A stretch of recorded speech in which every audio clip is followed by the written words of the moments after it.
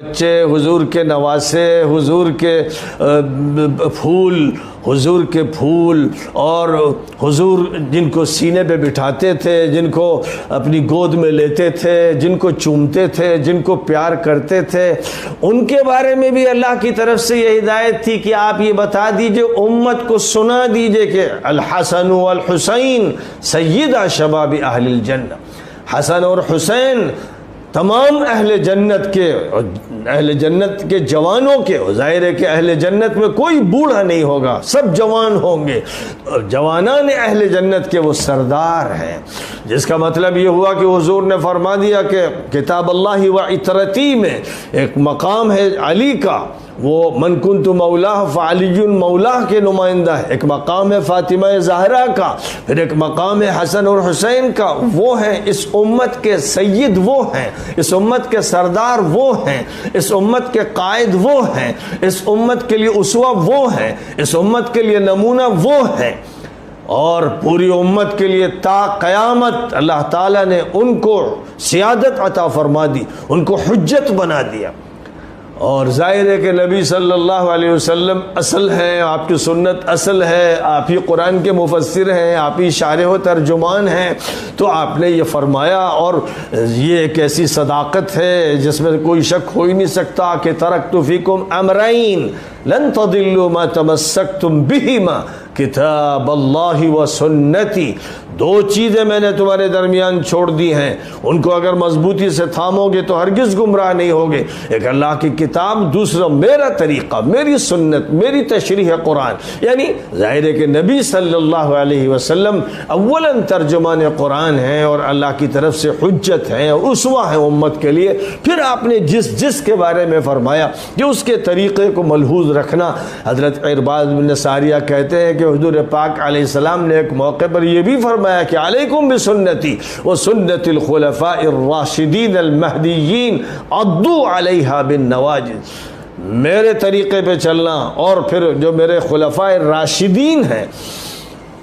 ابو بکر ہیں، عمر ہیں، عثمان ہیں، علی ہیں، ان کے راستے پر چلنا، ان سے مت ہٹنا، ان کے خلاف مت کھڑے ہونا، ان کی بات ماننا۔ یہ بات نبی پاک علیہ السلام نے ارشاد فرمائی، جو مقام ان کا تھا وہ ان کو دیا، اور ان کے بعد پھر ترتیب سے جس کا مقام تھا، خلفاء راشدین میں آخری مقام علی کا تھا، پھر حسن کا تھا، اور ظاہر ہے کہ خلافت راشدہ کی وہ نمائندگی کر رہے تھے، اور ان کے خلاف جنگ چھیڑنا جرم تھا، ظلم تھا، آخری درجے کی ملعونیت کی علامت تھی کہ جن کے بارے میں اتنی ہدایتیں دی گئیں اور مختلف حدیثوں میں اور بھرے مجموعوں میں کھل کر جن کے مقام کا تذکرہ فرمایا گیا، تاکہ امت یہ جان لے کہ علی مولا ہیں، ان کو ولایت کا وہ مقام عطا کیا گیا ہے جو اللہ کی طرف سے نبی کو ملا ہے۔ تو من کنت مولاہ فعلی مولا، یہ وہ بات تھی جس پر صحابہ کا اجماع تھا، یعنی جو بھی نبی پاک علیہ السلام سے محبت کرنے والے تھے، مخلص تھے، وہ جانتے تھے کہ یہ مقام دیا گیا ہے 40,000 کے لگ بھگ مجمع میں، یہ کوئی 10-15 لوگوں کے درمیان کی بات نہیں تھی، اور ساتھ ساتھ یہ کہ کتاب اللہ و عطرتی، اور پھر یہ کہ الحسن والحسین سیدہ شباب اہل الجنہ۔ ظاہر ہے کہ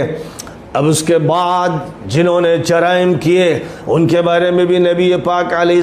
السلام نے بیان فرما دیا کہ جو بھی علی کے لشکر کے باغی ہوں گے، جو خلافت راشدہ کے خاتمے پر تلے ہوں گے، اور جو علی سے جنگ کریں گے، علی سے دشمنی کریں گے، علی کو اذیت پہنچائیں گے، اور ہزاروں صحابہ کے قاتل بنیں گے، اور خاص طور پر حق کی علامت اور پہچان عمار ابن یاسر کو شہید کریں گے، جو لوگ یہ کریں گے، نبی پاک علیہ السلام نے صاف الفاظ میں صحیح و صریح حدیث میں فرما دیا تھا کہ وہ باغی ہوں گے اور جہنم کے داعی ہوں گے۔ یہ دونوں باتیں فرمائی گئی تھی، اس لیے جو لوگ بغاوت کی تعویلیں کرتے ہیں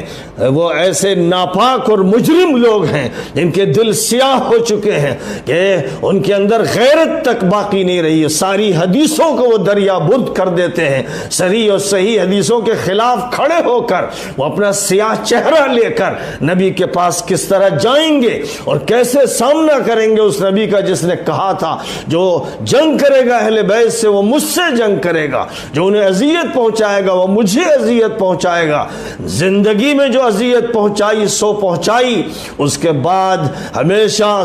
دہائیوں تک مسجدوں کے منبروں سے ان پر لعن طعن کرنے والے، صحابہ پر لعن طعن، خلیفہ راشد پر لعن طعن کرنے والے مجرم، کیا وہ اس قابل ہیں کہ ان کے ساتھ کوئی انسان کوئی مسلمان کھڑا ہو؟ اتنے بے غیرت و بے شرم لوگ کیا ہو سکتے ہیں کہ جن کو نبی کہہ دے کہ وہ باغی اور جہنم کے داعی؟ امام بخاری رحمت اللہ علیہ نے بڑی احتیاطیں کی ہیں، بہت سی روایتوں کو قلم انداز کر دیا ہے، لیکن یہ روایت ان کو بیان کرنی پڑی۔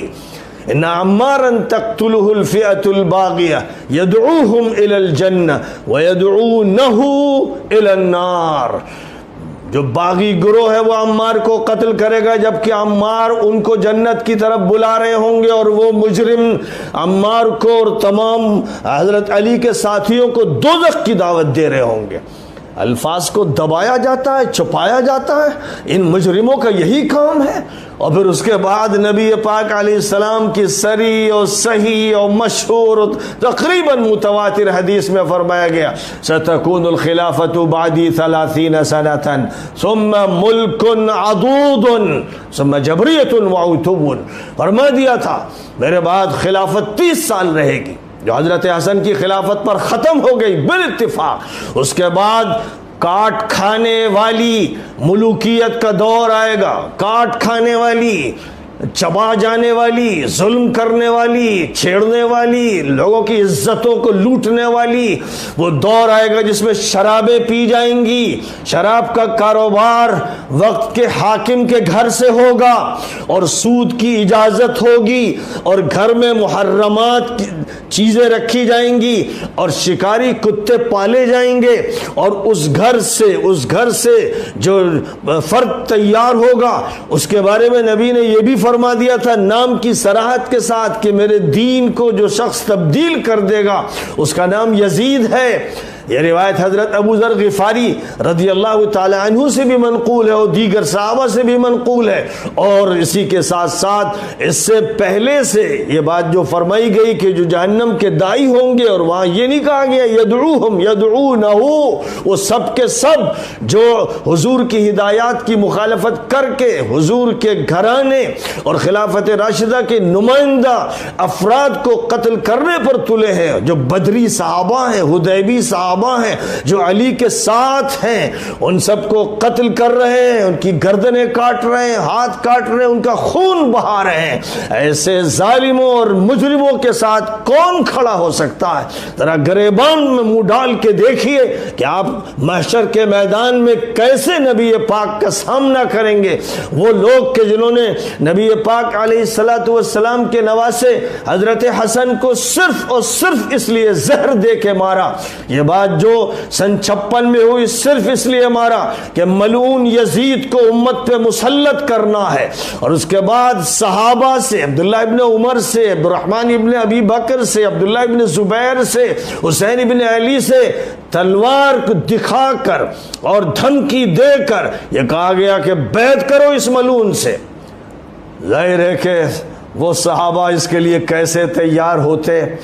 جو بعد میں تیار ہوئے وہ سب حالت اضطرار میں، جب سور کی بوٹی کھانا جائز ہے، وہ اس حال میں تیار کیے گئے، مار مار کے ڈرا ڈرا کے تلوار دکھا کر بیعت لی گئی۔ اور اپنے دور میں یہ ہوا۔ ابو ہریرہ یہ کہتے تھے کہ نبی پاک علیہ السلام سے 2 خزانے علم کے میں نے حاصل کیے، ایک خزانہ تم میں لٹا دیا، ایک خزانہ ایسا ہے کہ اگر اس کی بات بیان کر دوں گا تو یہ میری گردن کاٹ دیں گے۔ ابو ہریرہ 59 میں انتقال کر کے دنیا سے رخصت ہوئے۔ 59 سے پہلے جس دور میں وہ حدیث سناتے تھے وہ دور ملکن عضوض کا تھا، وہ ظالمانہ حکومت کا دور تھا، اور وہ قسم کھا کے کہتے تھے کہ میں بتا سکتا ہوں، حضور نے نام بتائے ہیں لیکن ناموں سے بچتے ہوئے کبھی یہ کہہ دیتے کہ ہلاک امتی علی ایدی اغیلمۃ من قریش، میری امت ہلاک ہو جائے گی قریش کے چند لوڈوں کے ہاتھوں۔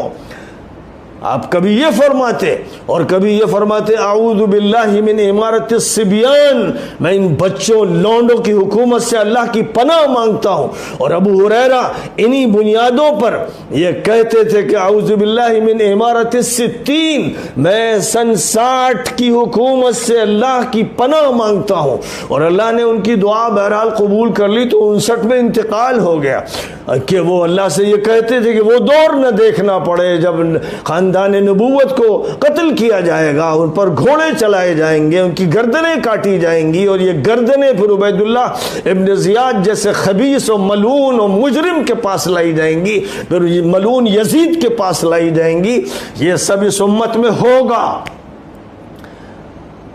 انہیں معلوم تھا، ان کے پاس وہ حدیثیں موجود تھیں، اور ان کا کہنا تھا کہ میں کیا کروں، ان حدیثوں کو بیان کروں گا تو میں بچ نہیں سکوں گا، میری گردن کاٹ دی جائے گی. ظاہر ہے کہ ان کے پاس حسینی کردار نہیں تھا کہ گردن کٹوا دیتے اور باتوں کو کھل کر بیان کر دیتے. ہر شخص کا مسئلہ الگ ہوتا ہے، لیکن اس میں کوئی شک نہیں کہ انہوں نے یہ واضح کر دیا کہ نبی پاک علیہ الصلاۃ والسلام نے بعد کے دور کے جرائم کا نام لے لے کر تذکرہ فرما دیا تھا کہ اگر ہم ان کو بتا دیں، حاکموں کا نام لے کر بتا دیں کہ جن مجرموں کو مسلط کیا گیا کوفے پر اور یمن پر اور مدینے پر اور دیگر علاقوں پر، یہ کتنے بڑے مجرم اور خبیث و ملعون ہیں، اور زبان نبوت نے ان کو ملعون قرار دیا. مروان جو مدینہ منورہ کا گورنر اسی دور میں بنایا گیا تھا، اور ابو ہریرہ کو مجبور کرتا تھا، اپنے ساتھ رکھتا تھا تاکہ دکھاوا کر سکے. اس کے بارے میں عائشہ صدیقہ رضی اللہ تعالی عنہا کی بھی حدیث ہے، عبداللہ ابن زبیر کی بھی حدیث. وہ قسم کھا کر کہتے تھے کہ رب کعبہ کی قسم، حضور نے اپنی زبان سے مروان اور اس کے باپ پر لعنت فرمائی تھی. یہ ملعون لوگ تھے جو مسلط ہو گئے. نبی پاک علیہ السلام کس سے ثابت ہے، صحیح حدیث میں فرمایا کہ مجھے دکھایا گیا، یعنی مجھے دکھایا گیا عالم مثال اور عالم غیب کی اس حقیقت کو کہ میرے منبر پر بندر کود رہے ہیں. اور صرف یہ نہیں، آپ نے فرمایا تھا حکم کے باپ کے بارے میں، مروان کے باپ کے بارے میں فرمایا تھا کہ حکم کی اولاد بندروں کی طرح میرے منبر پر کودے گی. وہ مروان تھا ملعون. اور پھر اس کے بعد جو بھی گورنر مقرر کیے گئے، یزید کے دور میں مدینہ منورہ کے 1000 10,000 صحابہ اور تابعین کی گردنیں کاٹ کے پھینک دی گئیں. وہ دہشت کا ماحول تھا کہ روس نے جس طرح سے مسلم جمہوریاؤں میں لاکھوں انسانوں کا قتل کیا، ویسے ہی مدینہ منورہ میں یزید جیسے ملعون اور خبیث نے صحابہ کرام کی صفیں کاٹ دی، اور گھروں میں گھس گھس کر اس کے خبیث اور ملعون اور بدکار فوجیوں نے صحابہ کی عورتوں سے زنا کیا. یہ سب تاریخ میں ریکارڈ ہے، یہ قصے نہیں ہیں، یہ افسانے نہیں ہیں. اہل سنت محدثین کی کتابوں میں یہ تمام حقائق بیان کیے گئے ہیں. اور پھر یہی ملعون یزید تھا جس نے مکہ مکرمہ پر ایک صحابی عبداللہ ابن زبیر کے خلاف گولے برسائے، کعبہ گولوں سے جل اٹھا، غلاف جل گیا. کیا یہ کام کوئی بھی کمیونسٹ کر سکتا ہے؟ یہ کام کوئی بد سے بدتر کافر و مشرک کر سکتا ہے؟ جس نے یہ کارنامے انجام دیے ہوں، اس کی جو فضیلت بیان کرنا چاہتے ہیں اس کو بھی خلیفہ کہتے ہیں، اور اس کے بارے میں بھی یہ بتانا چاہتے ہیں کہ وہ حاکم تھا اور ٹھیک تھا. ایسے مجرم اور خبیث اور بدتینت اور بد اتوار اور گندے اور جہنمی لوگوں سے اللہ امت کو پناہ میں رکھے. جن کے یہ جرائم ہیں، ان کے ان جرائم پر جن کے اندر نفرت نہ پیدا ہو اور غصہ نہ پیدا ہو، ظاہر ہے کہ وہ کمینے لوگ ہیں، اس امت کے کمینے ہیں. اس بات کو یاد رکھنا چاہیے. اور پھر ظاہر ہے کہ ایک سید کو، سید شباب اہل الجنہ کو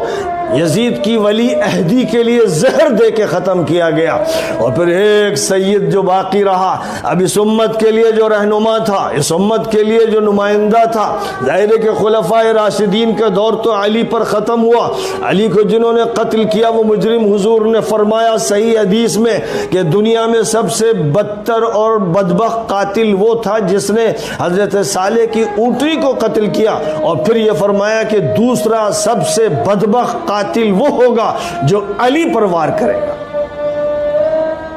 جو علی پر وار کرے گا.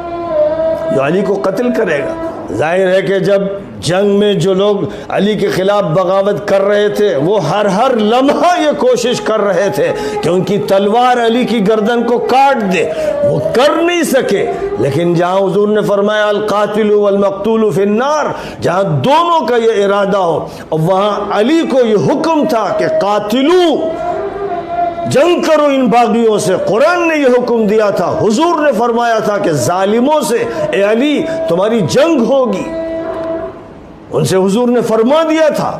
اس لیے وہ ظالموں سے جنگ کر رہے تھے جن کے بارے میں حضور نے فرما دیا کہ ان کی حکومت ظالمانہ اور کاٹ کھانے والی ہوگی۔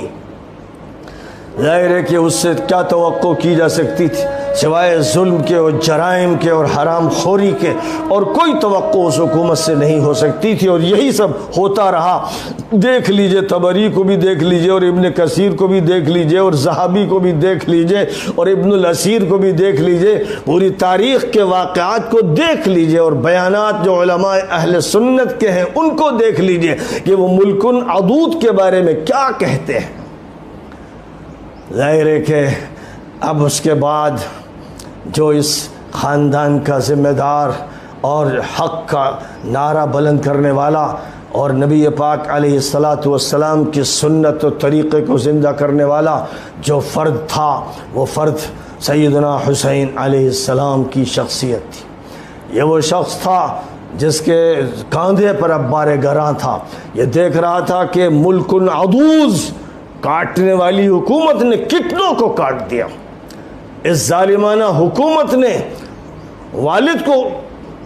شہادت کا جام نوش کرنے پر مجبور کیا، اور کتنے صحابہ کا خون ان کے ہاتھوں میں لگا ہے، ان کے ہاتھ بہت سے صحابہ کے خون سے رنگین ہیں، اور جو حکام انہوں نے مسلط کیے ہیں ان کے بارے میں نبی نے فرمایا تھا کہ وہ ظالم قریش کے ظالم لونڈے ہوں گے جن سے امت تباہ ہو جائے گی۔ یہ سب فرمایا جا چکا تھا، اور صحیح حدیث میں فرمایا جا چکا تھا کہ میری امت کو جو تبدیل کرے گا، برباد کرے گا، اس ملت میں تحریف کا کام کرے گا، وہ یزید ہوگا۔ اور لہذا سن 56 میں اس کی ولی عہدی، جبر کے ساتھ اس کی ولی عہدی کی جو کارروائی تھی، اس پر حضرت ابو بکر صدیق رضی اللہ تعالیٰ عنہ کے بیٹے حضرت عبد الرحمن نے مخاطب کیا تھا اس وقت کے حاکم کو کہ یہ قیصریت ہے، یہ کسرویت ہے، اس کا اسلام سے کچھ تعلق نہیں۔ کھل کر بات کرنے والے عبد الرحمن ابن عوف تھے، اور باقی سارے حضرات جانتے تھے کہ مخالفت کا مطلب گردن کاٹ دینا ہوگا، اس لیے انہوں نے الگ الگ راستے اختیار کیے کہ یہاں سے اس وقت کہیں اور نکل جایا جائے، تو مدینہ چھوڑ کر مکہ مکرمہ چلے گئے، یا بہرحال یہ کوشش کی کہ کسی طرح اقرار ہماری طرف سے نہ ہو۔ تو اب صحابہ کرام کا جو خلاصہ باقی رہ گیا تھا، اور صحابہ کرام کی صحیح ترجمانی کرنے والے جو افراد رہ گئے تھے، وہ اس موروثی اور بادشاہی اور کاٹ کھانے والی حکومت کے خلاف تھے،